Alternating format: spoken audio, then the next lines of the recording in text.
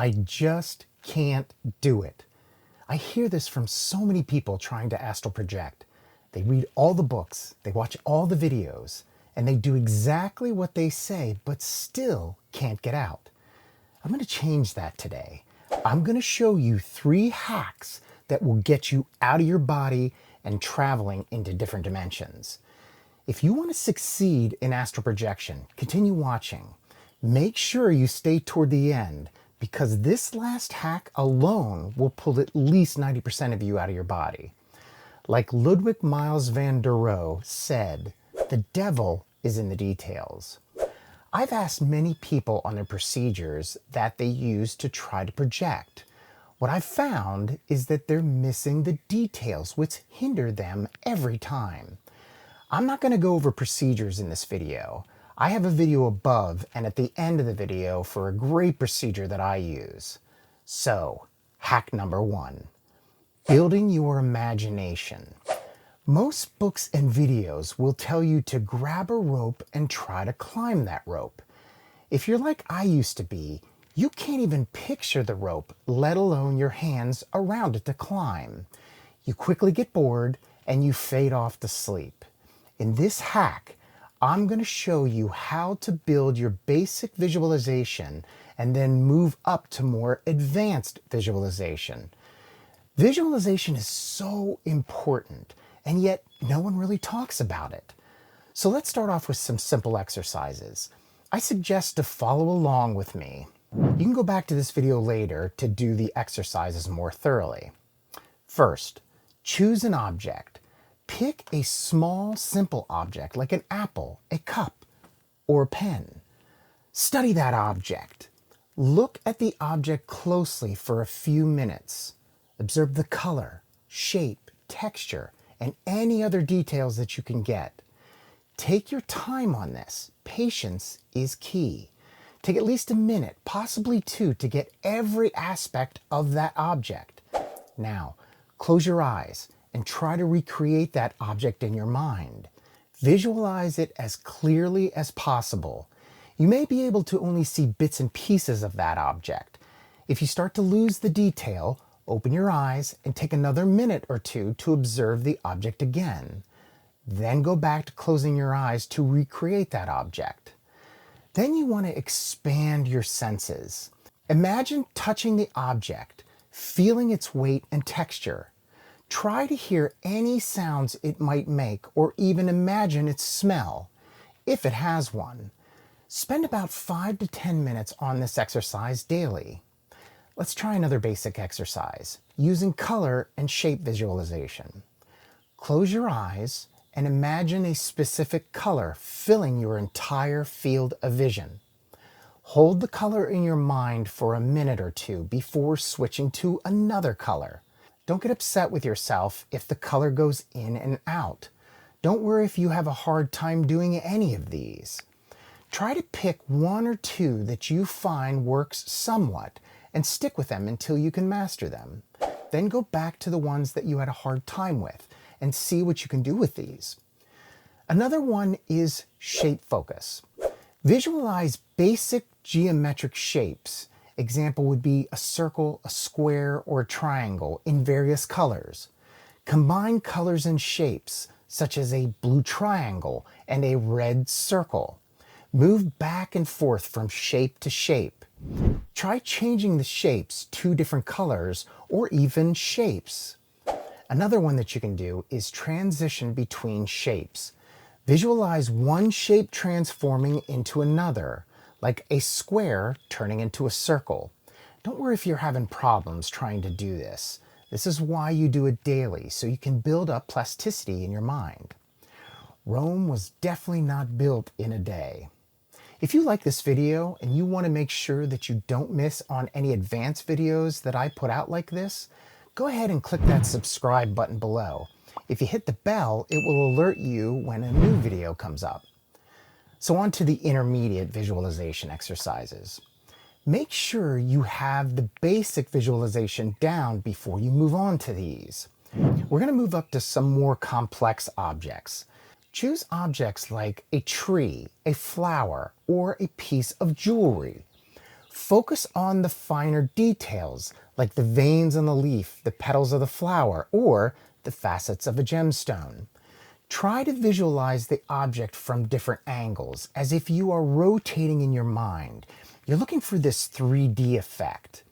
You can also try environment visualization. Imagine yourself in various natural settings, like a beach, forest, or mountain. Focus on the details like the sound of the waves, the rustling of the leaves, or the scent of pine. You can also do urban scenes. Visualize bustling cityscapes or quiet streets. Include detail like the texture of the buildings, the sounds of the traffic, the smell of the street food. Once again, take your time on this step. You'll know when you get it down. Once you do, move on to some advanced visualization exercises, something called scenario visualization. Start to visualize yourself going through your daily routine, but in a different environment. Imagine cooking breakfast in a kitchen, or on a spaceship, or reading a book in a cozy mountain cabin. Try some fantasy scenarios. Create elaborate scenarios in your mind. Imagine exploring a mythical land, meeting crazy creatures, or flying through the sky. One thing you want to keep in mind, I've had my students exit their bodies during these advanced practices, so be prepared. Don't look for it, just know that it could possibly happen. Next, we'll do something called dynamic visualization.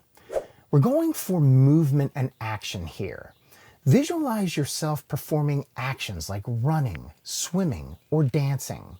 Focus on the sensations and movements involved. Try to get some interaction.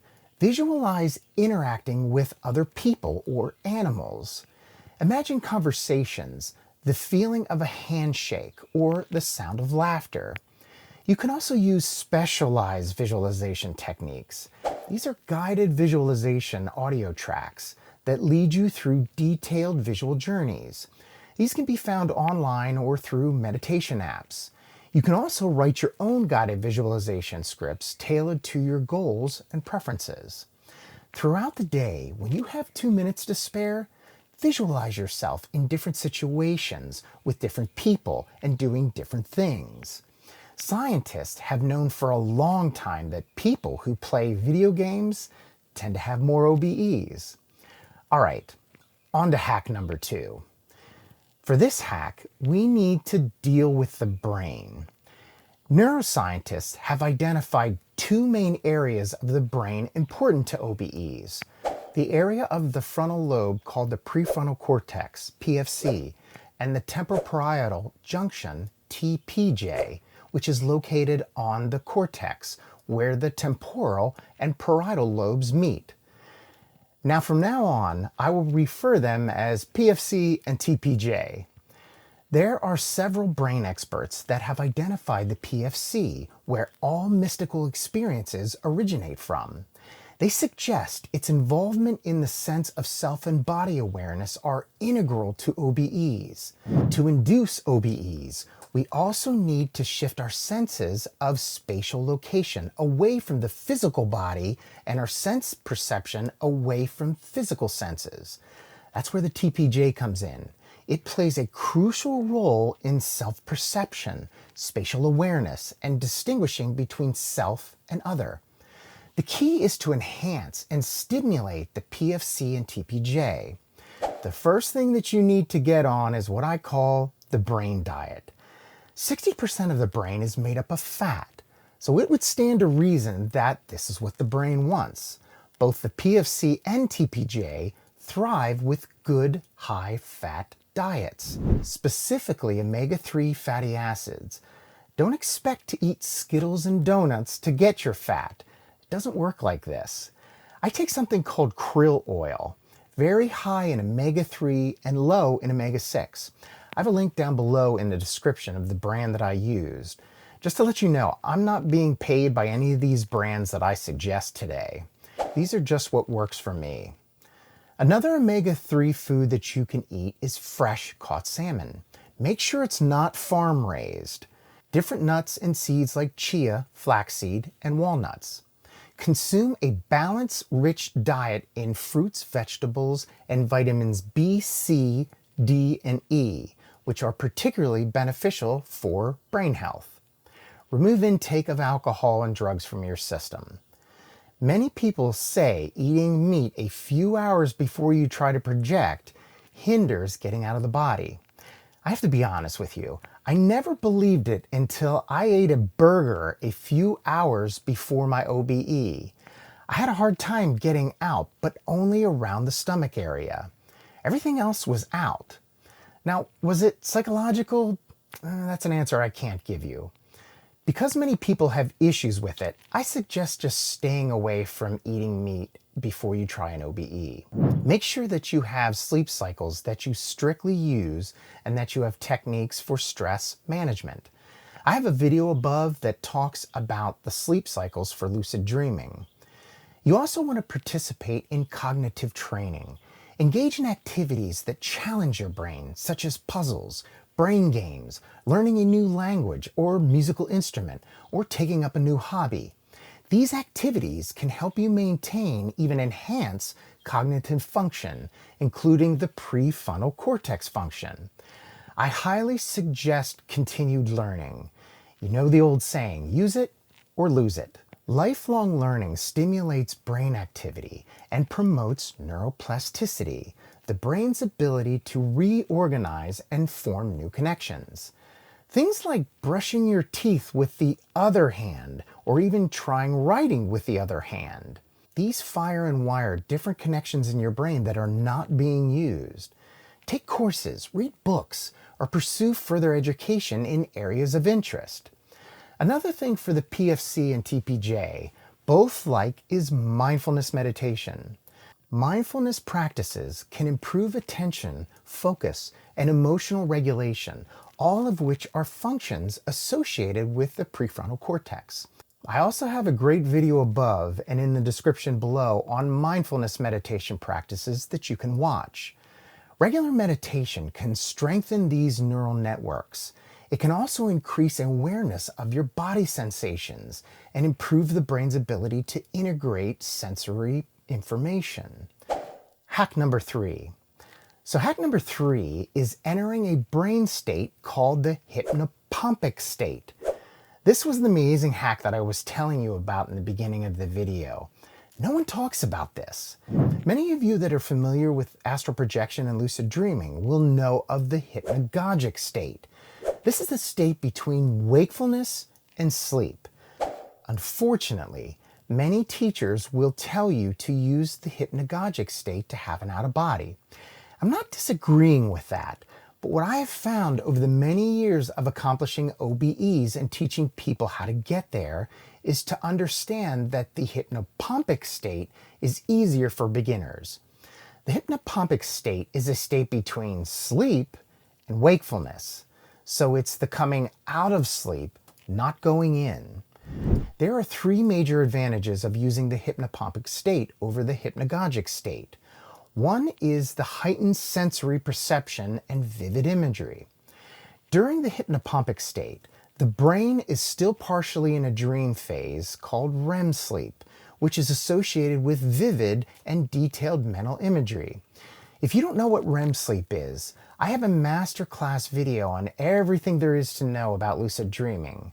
About halfway through that video, I describe sleep cycles and what REM and non-REM sleep is. I put a link above and in the description below.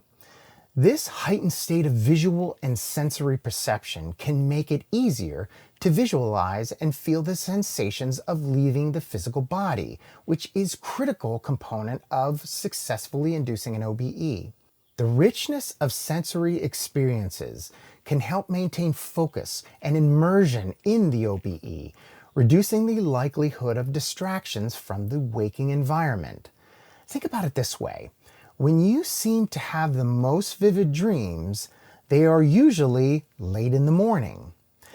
So the second major advantage is increasing likelihood of conscious awareness.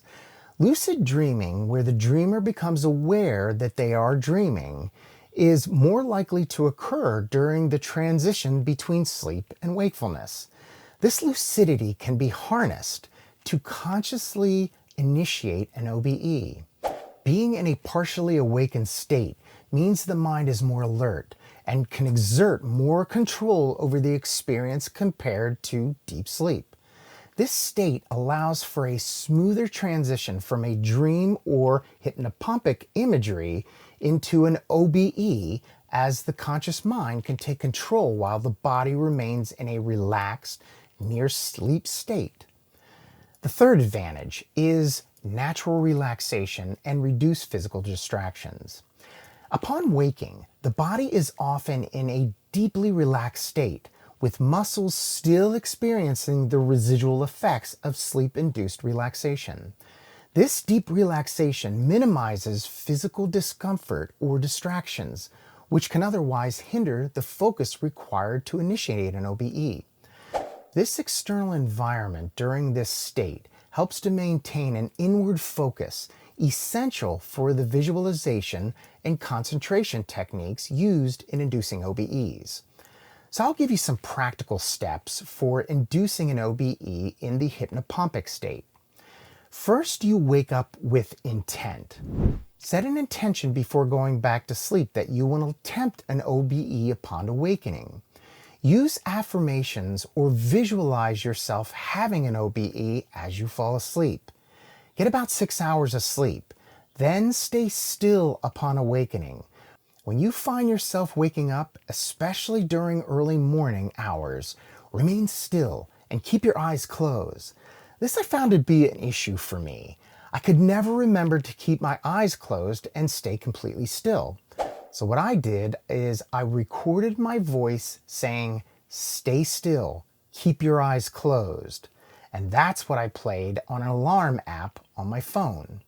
This works well if you know what your sleep cycle is. This can be done by going to bed every night at the same time and waking up every morning at the same time. Allow yourself to stay in a relaxed, hypnopompic state without immediately engaging with your surroundings. Many times, you'll find yourself needing to go to the bathroom when you first wake up. That's okay. Just make sure you use very dim lights or no lights at all, and try to keep as calm as possible. Do your thing and go back to bed. Then your visualization techniques. Employ techniques such as imaging yourself floating out of your body or visualizing a rope hanging above you and mentally pulling yourself up. I also have what I think to be a better technique in the video above.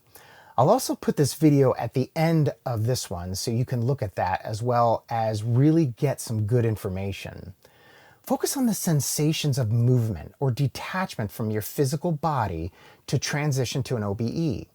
By leveraging the unique qualities of the hypnopompic state, you can enhance your chances of successfully inducing and experiencing an out-of-body experience. By leveraging the unique qualities of the hypnopompic state, you can enhance the chances of successfully inducing and experiencing an out-of-body experience. You will find that sweet spot of waking up is about 6 to 6.5 hours of sleep. If you want to get more in-depth information about astral projection, check this video out here.